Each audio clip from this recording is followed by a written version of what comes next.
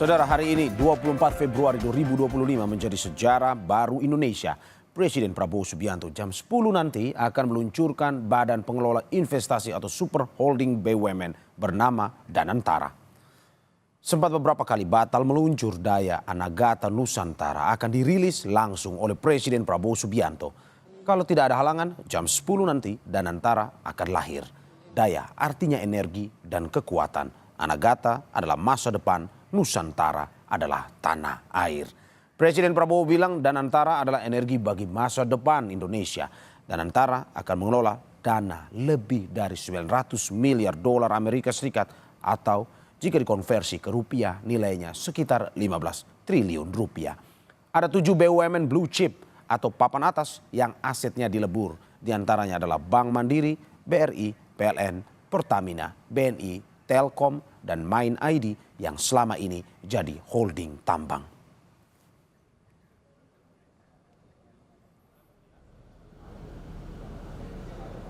Di hari yang sama, informasi yang kami terima, Presiden Prabowo juga dijadwalkan melantik petinggi Danantara. Di antaranya Menteri Investasi dan Hilirisasi Rosan Ruslani sebagai CEO atau Chief Executive Officer.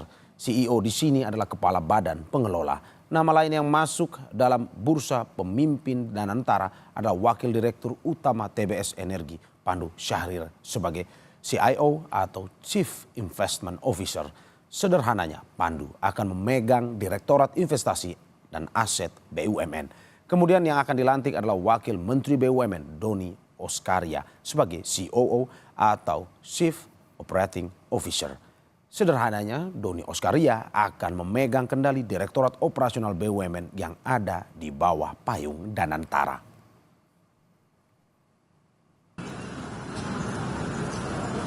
Informasi terkini kita tanyakan langsung ke jurnalis Kompas TV Cindy Permadi dan juru kamera Yohan Bagja di Istana Kepresidenan Jakarta. Cindy, selamat pagi. Apa poin penting dari peluncuran Danantara kali ini khususnya keberlanjutan perekonomian Indonesia?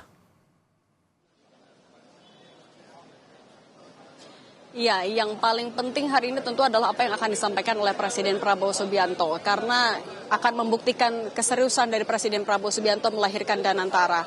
Kemudian juga kita akan melihat seperti apa instruksi yang akan menjadi pedoman pertama kali yang dipegang oleh Danantara dalam mengelola aset jumbonya yang tadi sudah disebutkan, yang ini sudah pernah di-spill oleh Presiden Prabowo Subianto senilai 900 miliar dolar Amerika Serikat atau kalau dikonversikan sekitar 14.600 triliun atau hampir 15.000 triliun rupiah. Kemudian juga bagaimana nantinya Presiden Prabowo Subianto akan bisa membuktikan kepada publik Danantara mampu mengelola modal awalnya. Karena juga kalau di Undang-Undang BUMN modal dari Danantara paling sedikit itu 1.000 triliun rupiah. Angka ini didapatkan dari modal konsolidasi BUMN tahun buku 2023 yang mencapai 1.135 triliun rupiah. Nah, ini bagaimana Presiden Prabowo Subianto bisa mengarahkan Danantara dalam mengelola aset yang sebegitu besar. Nah, kemudian juga saya mau menceritakan situasi terkini, Mario dan juga saudara.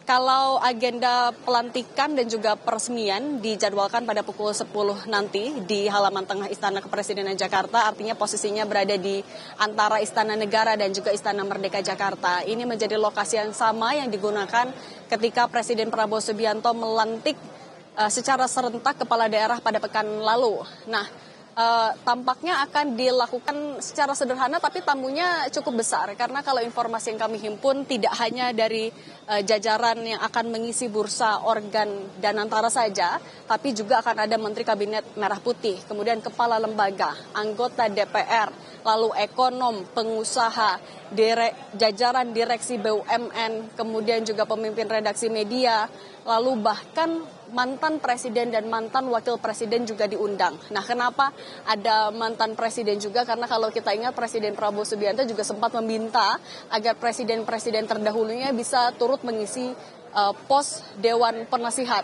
Nah, kalau informasi yang kami dapatkan tadi dari sumber istana, kemungkinan sepertinya untuk Presiden ke-7 Joko Widodo dan Presiden ke-6 Susilo Bambang Yudhoyono hadir, tapi nanti kepastiannya kita akan lihat pukul 10 nanti.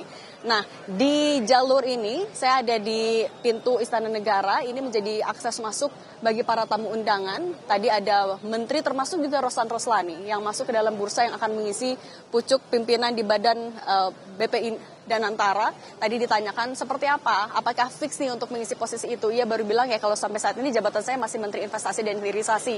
Ia belum mau membocorkan. Nah tapi tadi juga wartawan di istana juga melihat adanya kedatangan Pandu Syahrir yang memang kabarnya akan mengisi jajaran direksi untuk holding investasi. Tapi sama, tidak mau berkomentar terlebih dahulu. Selain dari kedua itu ya ada menteri-menteri lain dan juga jajaran dari direksi BUMN, dirut-dirut BUMN sudah terlihat dari bahkan sebelum jam 8 tadi, Mario. Oke.